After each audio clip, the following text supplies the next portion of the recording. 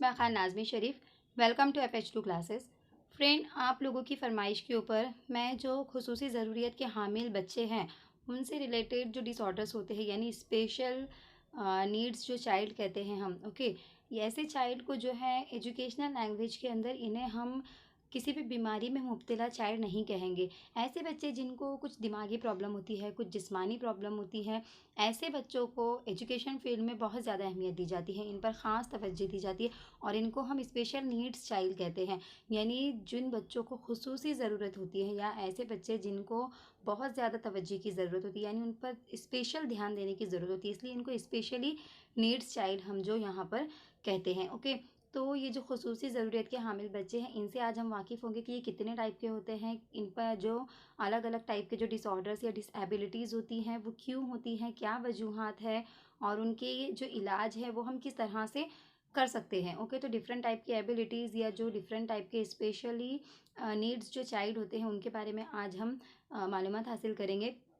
तो सबसे पहले हम तो ये देखेंगे कि जो नॉर्मल बच्चे होते हैं और जो ये स्पेशली नीड्स चाइल्ड होते हैं इनमें क्या डिफरेंस होता है, क्यों हम इनको स्पेशल नीड्स कहते हैं या क्यों हम इन्हें खुसूसी ज़रूरियत के हामिल बच्चे कहते हैं, क्या फ़र्क होता है नॉर्मल और ऐसे बच्चों में। तो सबसे पहले हम इन दोनों के बीच में डिफरेंस देखेंगे और उसके बाद जो है हम डिफरेंट टाइप के जो डिसेबिलिटीज़ या डिसऑर्डर्स ऐसे बच्चों में पाए जाते हैं और इनका इलाज किस तरह से किया जाए, ऐसे बच्चों का बिहेवियर कैसा होता है समाज में, ये सारी बातें आज जो है हम लोग इस वीडियो में देखेंगे। तो वीडियो को एंड तक ज़रूर देखना है क्योंकि टेट एग्ज़ाम के लिए बहुत ही इंपॉर्टेंट टॉपिक है ये।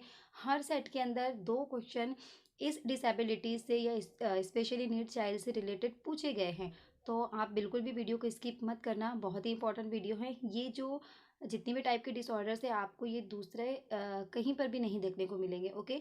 ये मेरे पास बहुत पुराने नोट्स थे जहाँ पर मैंने इसको रीड कर रखा था, इसलिए आज मैं आप लोगों के साथ ये शेयर करना चाहती हूँ ताकि जितने भी उर्दू मीडियम के स्टूडेंट्स हैं सबका फ़ायदा हो जाए, ओके। क्योंकि बहुत ज़्यादा स्टूडेंट जो है CDP को लेकर ही परेशान है कि क्या पढ़ना है, कैसे पढ़ना है।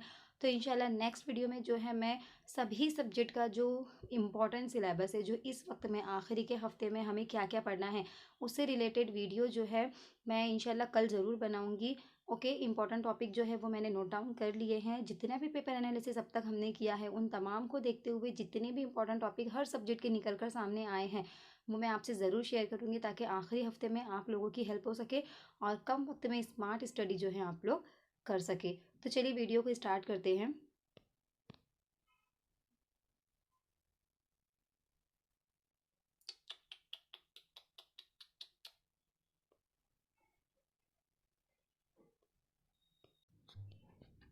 तो देखिए सबसे पहले हम लोग देखेंगे नॉर्मल और एब नॉर्मल में क्या फ़र्क होता है। यानी ऐसे बच्चे जो नॉर्मल होते हैं और इनको हम एजुकेशनल लैंग्वेज में हम इनको एब नॉर्मल नहीं कह सकते, लेकिन अगर आम ज़बान में देखें या अगर मेडिकल फील्ड के हिसाब से अगर हम देखें तो ऐसे बच्चे जिनमें कुछ प्रॉब्लम पाई जाती है, जिनमें कुछ डिसेबिलिटीज़ पाई जाती है, डिसऑर्डर पाए जाते हैं, उनको हम एब नॉर्मल बच्चे कहेंगे। लेकिन स्कूल में या एजुकेशनल फील्ड में या एज अ एजुकेशन हम ऐसे बच्चों को एब नॉर्मल नहीं कहेंगे या हम इनको किसी बीमारी में मुब्तला बच्चे नहीं कहेंगे, बल्कि हम इनको स्पेशल नीड्स चाइल्ड कहेंगे। यानी जिनको ख़ास तवज्जो की ज़रूरत है, ऐसे स्टूडेंट्स हम इनको कहेंगे। तो ऐसे बच्चों में और नॉर्मल बच्चों में क्या फ़र्क होता है सबसे पहले हम ये देखेंगे, ओके।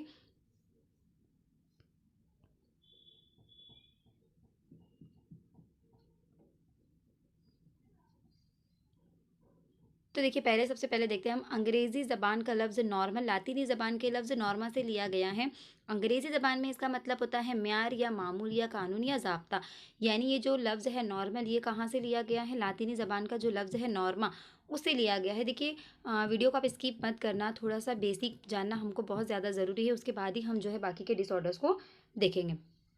तो नॉर्मल का मतलब क्या होता है, जो मेयार के मुताबिक होता है, जो मामूल के मुताबिक होता है या जो कानून के हिसाब से चलता है, ऐसे जो चीज़ होती है इसको हम नॉर्मल कहेंगे, ओके।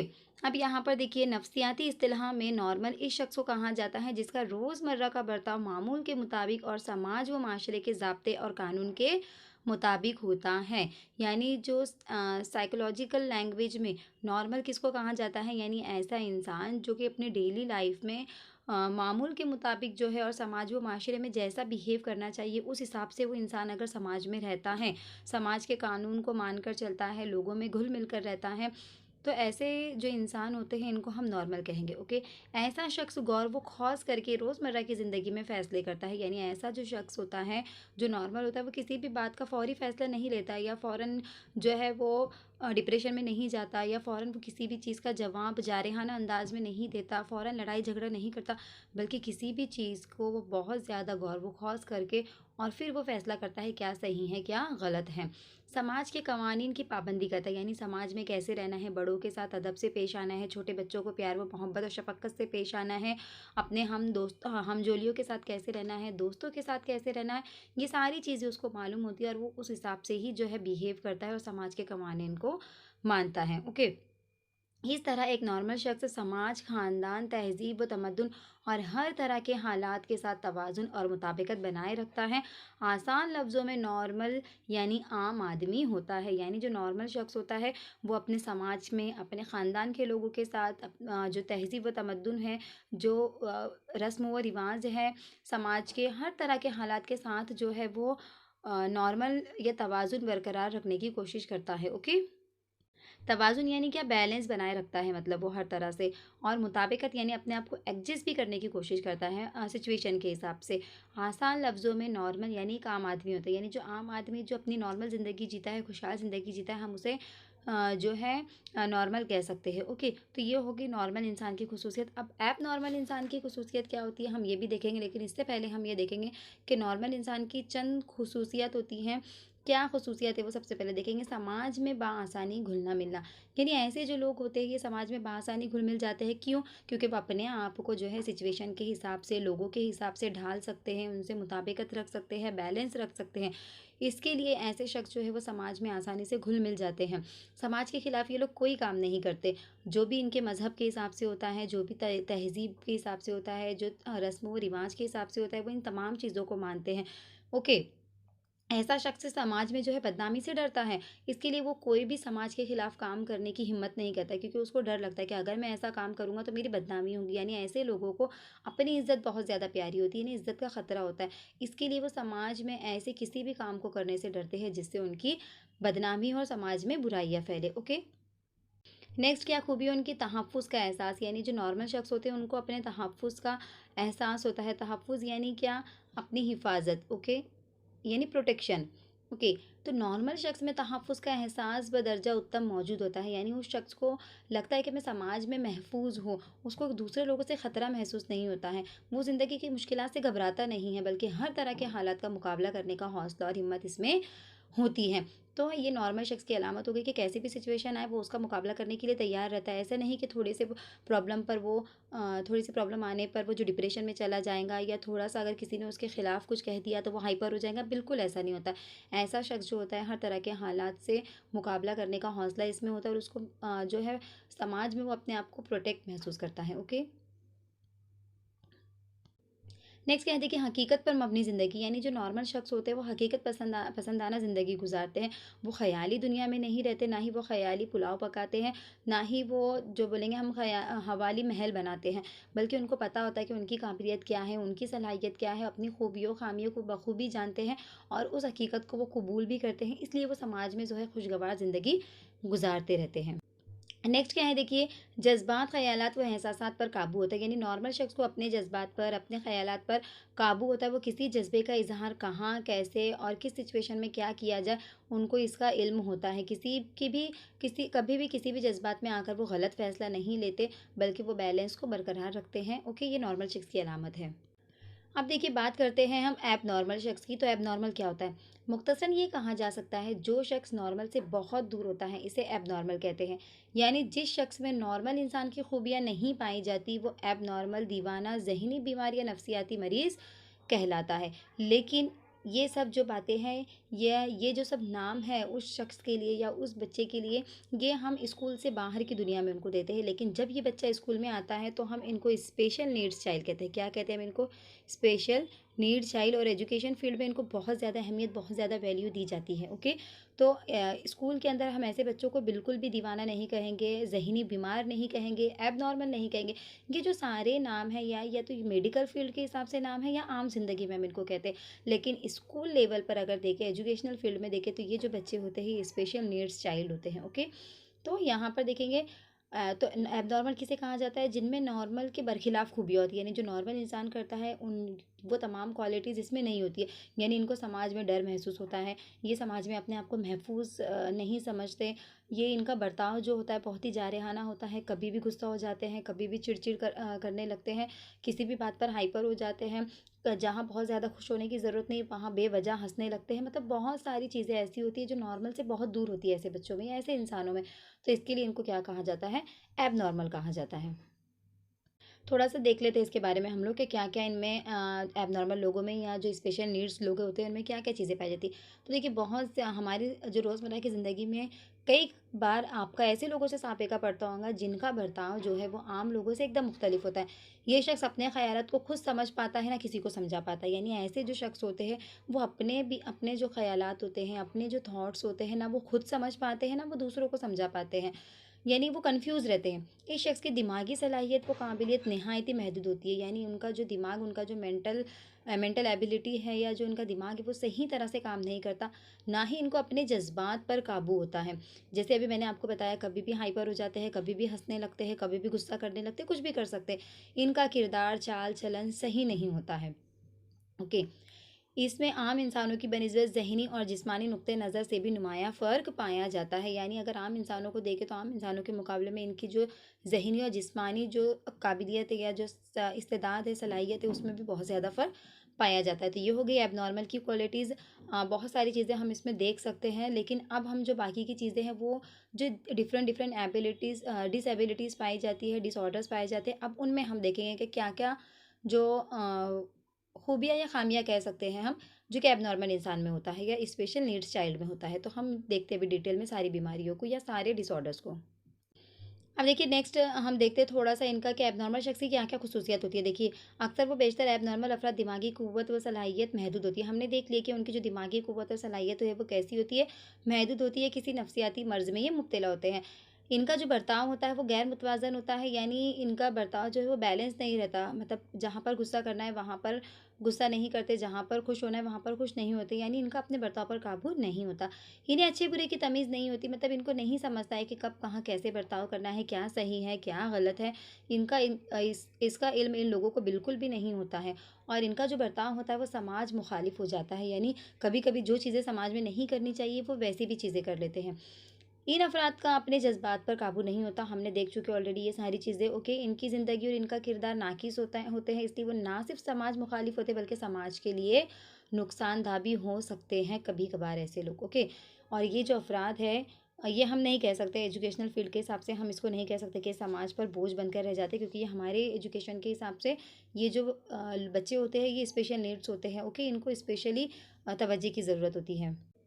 अब देखिए यहाँ से बात आती है मेन टॉपिक की, जो कि एबनॉर्मेलिटी को दर्ज झैल चीज़ों में या दर्ज झैल में मुनक़सिम किया जा सकता है, यानी इसको डिवाइड किया जा सकता है। सबसे पहला है न्यूरोसिस, फिर साइकोसिस, फिर समाज मुखालिफ बर्ताव, ज़हनी पसमानदगी और जिनसी मरीज़। अब इनमें भी डिफरेंट टाइप्स दिए गए हैं, हम सबको डिटेल में देखेंगे। ओके, तो सबसे पहले क्या है देखिए, सबसे पहले हमने देखे थे न्यूरोसिस। तो सबसे पहले हम जो न्यूरोसिस को देखेंगे क्या होता है। इस ग्रुप के अंदर ऐसी नफ्सियाती बीमारियां शामिल होती है जो बहुत ज़्यादा संगीन नहीं होती, यानी ये जो न्यूरोसिस जो नफ्सियाती बीमारी है या जो मेंटल डिसेबिलिटी है वो बहुत ज़्यादा संगीन नहीं होती। इनकी वजह से मरीज़ के रोज़मर्रा के मामूलात और काम काज में बहुत ज़्यादा फ़र्क नज़र नहीं आता। ओके, यानी इनके बिहेवियर में, इनके बर्ताव में ये जो न्यूरोसिस होता है ये बहुत जल्दी जो है आइडेंटिफाई नहीं होते, क्योंकि ना तो इनके बर्ताव में बहुत ज़्यादा फ़र्क होता है, ना ही इनके कामकाज में। मरीज़ को अपने गर्द व पेश के हालात, अफ़राद और मकामात का सही से अंदाज़ा भी होता है। इसे अस्पताल में दाखिल करने की नौबत भी नहीं आती, यानी ये नॉर्मल है। न्यूरोसिस जो कहेंगे हम इसको, ये एक नॉर्मल टाइप का डिसऑर्डर है। ये ना तो अपने लिए मुज़िर होता है, ना इससे दूसरों को कोई ख़तरा या नुकसान पहुँचने का अंदेशा होता है। ज़रा सी तवज्जो और वक़्त पर सही नफ्सियाती इलाज से मरीज़ फ़ौरन ठीक हो सकता है। ओके, और ऐसे मरीज़ को ना तो इल्यूज़न होता है, यानी ना उनको इल्तिबास होता है, ना वहम होता है, ना डिल्यूज़न होता है। यानी ना तो वो किसी को अपना दुश्मन समझते हैं, ना वो रस्सी को सांप समझते हैं, मतलब उनको किसी भी तरह का वहम वगैरह नहीं होता है। इस किस्म के मरीज़ खिंचाव और दबाव के हालत में बहुत ज़्यादा तफक्कुर और तशवीश में मुब्तला हो जाते हैं।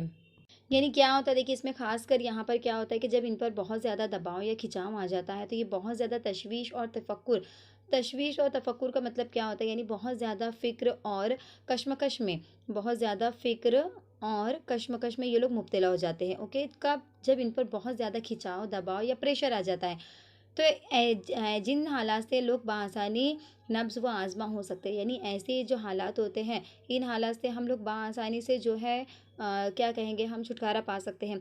ये लोग इन हालात का रूबरू मुकाबला करने के मुतहम्मिल नहीं होते, यानी ये जो लोग होते हैं, क्यों ये तशवीश में मुब्तला हो जाते हैं? क्योंकि इन लोग जो है ऐसे हालात का जो मुकाबला करने के काबिल नहीं होते। तशवीशनाक हालत का सामना करते हुए वो गैर सेहतमंदाना तरीके का इस्तेमाल करते हैं, यानी जब इनके सामने कोई तशवीशनाक हालात आ जाते हैं, कोई ख़तरनाक हालात आ जाते हैं, तो ये लोग क्या करते हैं, गैर सेहतमंदाना तरीका इस्तेमाल करते हैं। गैर सेहतमंदाना तरीका क्या? यानी जो नॉर्मली बिहेव करना चाहिए वैसा बिहेव नहीं करते, जिसके नतीजे में वो बेजा खौफ, खतरनाक तशवीश में मुब्तला हो जाते हैं। यानी इनके अंदर बेजा खौफ पैदा हो जाता है, जो चीज़ से नहीं भी डरना चाहिए, तो क्या करते हैं वो लोग, वो चीज़ से डरने लगते हैं। इनमें न्यूरोसिस की अलामत के अलावा इनकी शख्सियत में नापुख्तगी, कमज़ोरी, अपना और अपने मसाइल का गलत तज्ज़िया जैसी खुसूसियात भी दिखाई देने लगती है। तो क्या होता है न्यूरोसिस के अंदर, देखिए यहाँ पर इनकी शख्सियत में नापुख्तगी, यानी इनकी जो पर्सनैलिटी होती है ये पुख्ता नहीं होती है। ओके, कमज़ोरी भी होती है इनके अंदर, और अपना और अपने मसाइल का गलत तज्ज़िया करती है, यानी अपने मसाइल का ये जो अपना और खुद के, यानी खुद का और इनके जो प्रॉब्लम्स होते हैं उनका वो गलत तज्ज़िया करते हैं, यानी गलत एनालिसिस करते हैं वो। यानी छोटी छोटी प्रॉब्लम को बहुत ज़्यादा बड़ा समझने लगते हैं और अपने खुद को वो जो दूसरे लोगों से कमज़ोर समझने लगते हैं ऐसे लोग।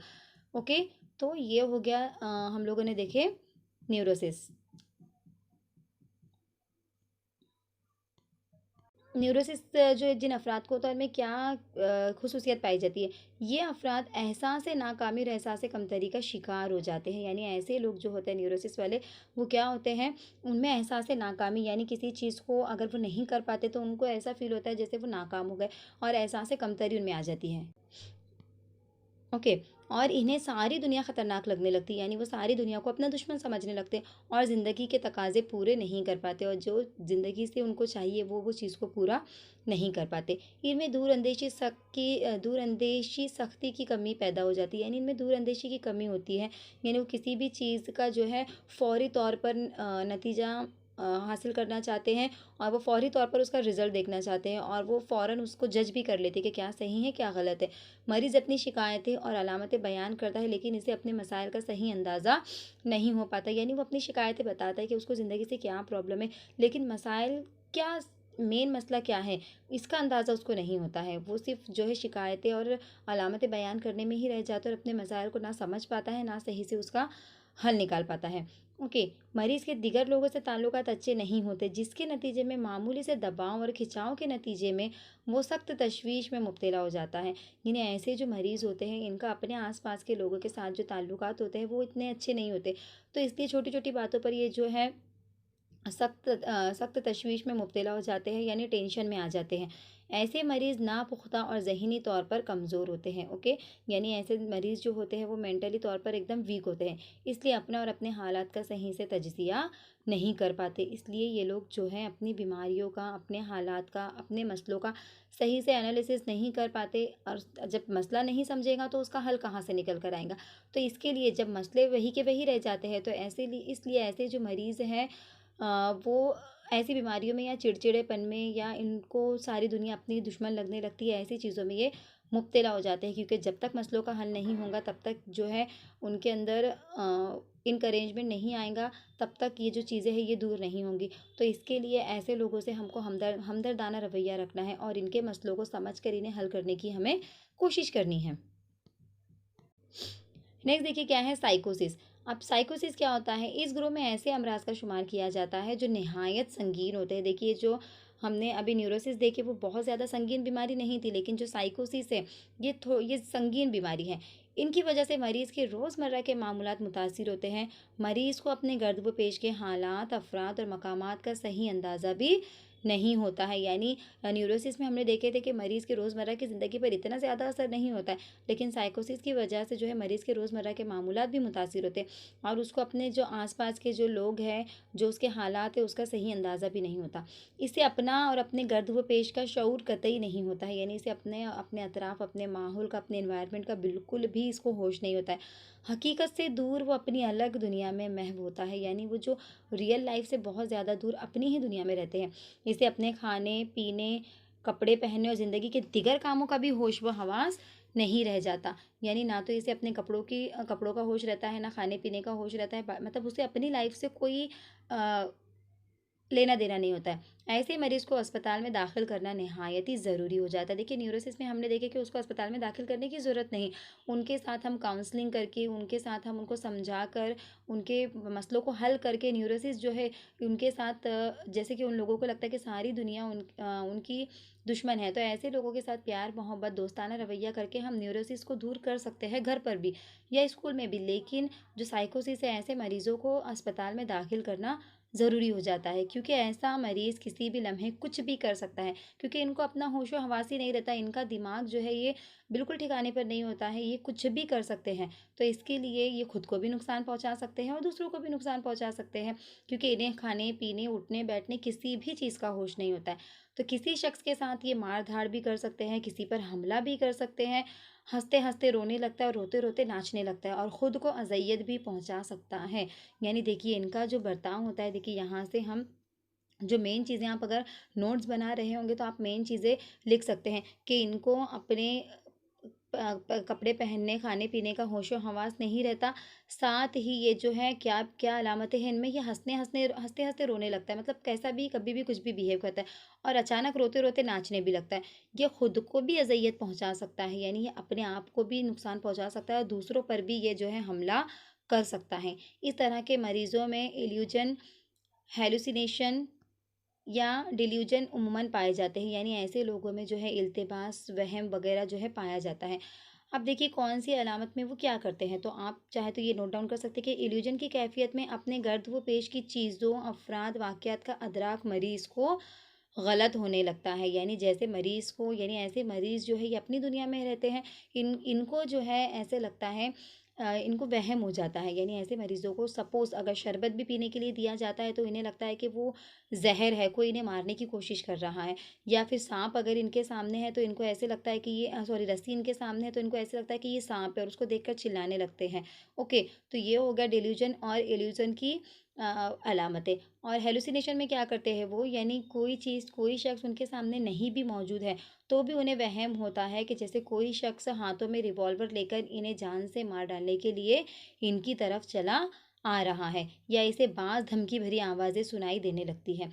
यानी जो क्या कहेंगे हम, नेगेटिव जो है, इनके अंदर नेगेटिविटी आ जाती है। ओके, यानी इनको वहम हो जाता है, अपनी शख्सियत को लेकर इनको वहम हो जाता है कि कोई इनको मारने के लिए इनके पीछे पड़ा है या कोई इनको नुकसान पहुंचा सकता है।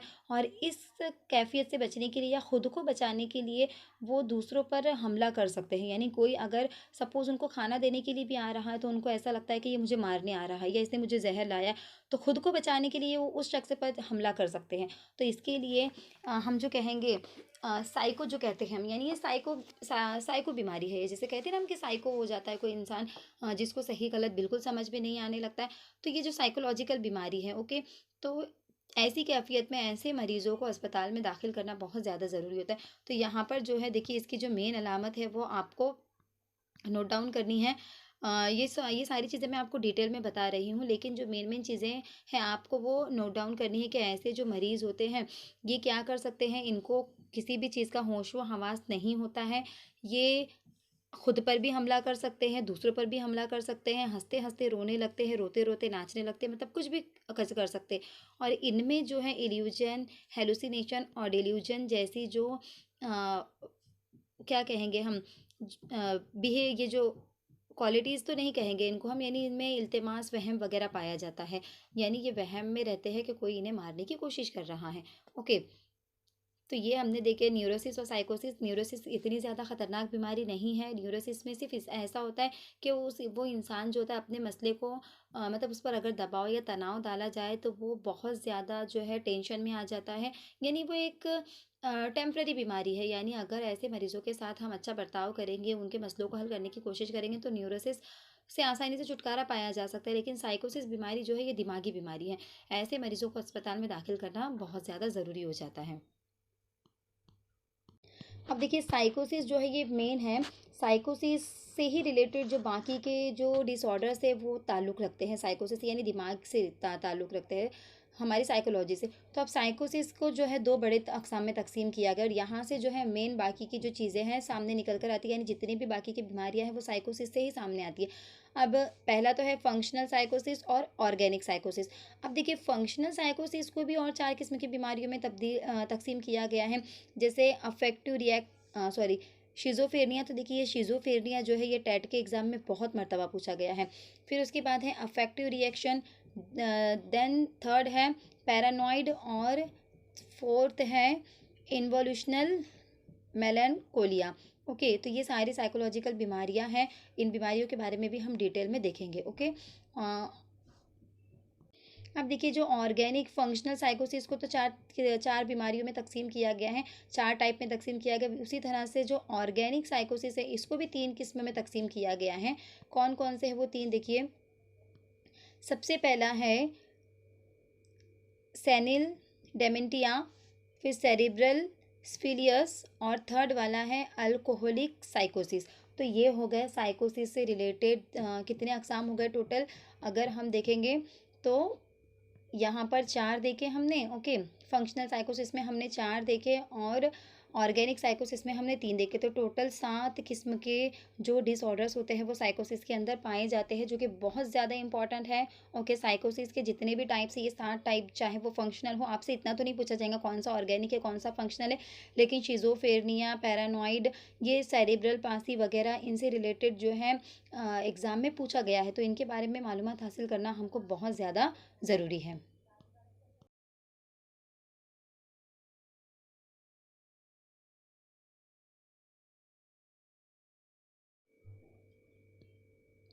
ओके, तो अभी हमने देख लिए कि न्यूरोसिस और साइकोसिस क्या है। फिर साइकोसिस के हमने 7 किस्म की बीमारियां देखें।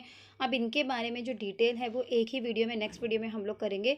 वीडियो काफ़ी लेंदी हो रहा है, इसके लिए इंशाल्लाह नेक्स्ट वीडियो में मैं सेकंड पार्ट में जो है जितने भी ये बीमारियां हैं, जैसे शिज़ोफ्रेनिया क्या है, पैरानॉइड क्या है, या फिर ये जो 7 में से इंपॉर्टेंट कौन से हैं, एग्ज़ाम में कौन कौन से पूछे जा सकते हैं, वो चीज़ों के बारे में, उन बीमारियों के, उन डिसऑर्डर्स के बारे में हम इंशाल्लाह नेक्स्ट वीडियो में, और बहुत सारी चीज़ें हमको देखनी है। एंजाइटी क्या होता है, ऑटिज़म क्या है, सोशल फोबिया क्या है, ये बहुत सारी चीज़ें अभी हमको इसको पढ़नी है, इसमें देखनी है। तो इंशाल्लाह हम देखेंगे आने वाली वीडियो में डिफरेंट टाइप के, जो अभी हमने जो मेन 2 टाइप है साइकोसिस और न्यूरोसिस, इनको देख लिया। अब न्यूरोसिस में कौन कौन सी बीमारी होती है, साइकोसिस में कौन कौन सी बीमारी होती है, ये जो है हम अगली वीडियो में ज़रूर देखेंगे। तो सबसे पहले आपको ये जानना ज़रूरी था कि नॉर्मल और एबनॉर्मल में क्या फ़र्क होता है, एबनॉर्मलिटी में कौन कौन सी किस्म की बीमारियाँ शामिल हैं। तो मेन 2 टाइप की है न्यूरोसिस एंड साइकोसिस। फिर इनमें अलग अलग टाइप की बीमारियाँ बांटी गई है। न्यूरोसिस की कुछ अलग किस्में हैं, साइकोसिस की कुछ अलग किस्में। तो अब इन अलग अलग किस्मों को हम इंशाल्लाह आने वाले नेक्स्ट वीडियो में ज़रूर देखेंगे। अगर आज की वीडियो आपको अच्छी लगी तो मुझे कमेंट करके ज़रूर बताना, और अगर आप किसी और टॉपिक पर वीडियो चाहते हैं तो मुझे कमेंट करके ज़रूर बताना। अगर मेरे पास से रिलेटेड नोट्स अवेलेबल होंगे या मुझे उस चीज़ से रिलेटेड नॉलेज होंगी तो मैं ज़रूर शेयर करूँगी आप लोगों के साथ, ताकि आपका जो इस बार का टेट एग्ज़ाम है वो बहुत ही अच्छा जाए, आपको किसी भी चीज़ की प्रॉब्लम ना हो। तो आज की वीडियो कैसी लगी कमेंट करके ज़रूर बताना। वीडियो अगर अच्छी लगी तो लाइक ज़रूर करना। आपका एक लाइक जो है ये मेरे लिए बहुत ज़्यादा इंपॉर्टेंट है। इससे मुझे समझ में आता है कि मैं जो काम कर रही हूँ वो कितना बेनिफिशियल है या वो कितना अच्छा है। ओके, और इसकी वजह से मुझे मोटिवेशन भी मिलता है। तो ज़्यादा से ज़्यादा लाइक करिए, शेयर कीजिए। चैनल को सब्सक्राइब नहीं किया है तो सिर्फ सब्सक्राइब का बटन दबा दीजिए। इसके लिए ना तो आपको कोई फ़ीस देनी है और ना ही आपको कुछ पे करना है, सिर्फ एक सब्सक्राइब का बटन दबा दीजिए। और नेक्स्ट वीडियो आने तक मुझे दुआ में याद रखिए। तब तक के लिए अल्लाह हाफिज़।